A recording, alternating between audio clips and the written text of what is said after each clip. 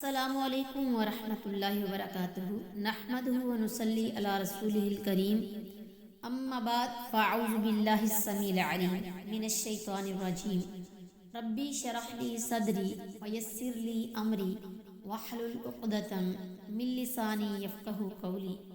آج کے سبق کا آغاز ہم سورۃ البقرہ کی آیت نمبر 14 یعنی 14 سے کرتے ہیں۔ اعوذ باللہ من الشیطان الرجیم بسم اللہ الرحمن الرحیم۔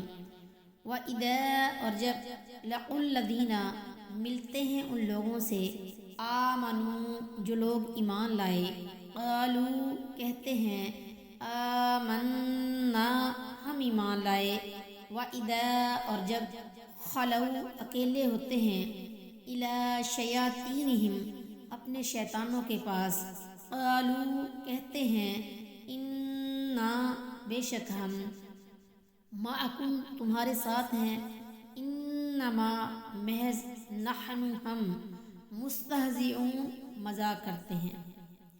اور جب وہ ان لوگوں سے ملتے ہیں جو ایمان لائے تو کہتے ہیں ہم ایمان لے آئے، اور جب اپنے شیطانوں کی طرف اکیلے ہوتے ہیں تو کہتے ہیں کہ بے شک ہم تمہارے ساتھ ہیں، ہم تو صرف مذاق اڑانے والے ہیں۔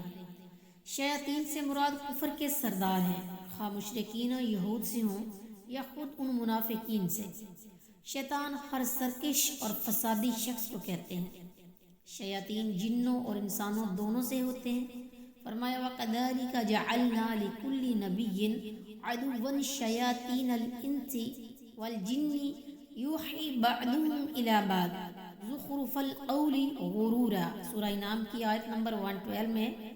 اور اسی طرح ہم نے ہر نبی کے لیے انسانوں اور جنوں کے شیطانوں کو دشمن بنا دیا، ان کا بعض کی طرف ملمہ کی ہوئی بات دھوکہ دینے کے لیے دل میں ڈالتا رہتا ہے۔ لفظ شیطان شیطانہ سے مشتق ہے جس کے معنی بعد کے ہیں، یعنی وہ جو ہر خیر سے دور ہو۔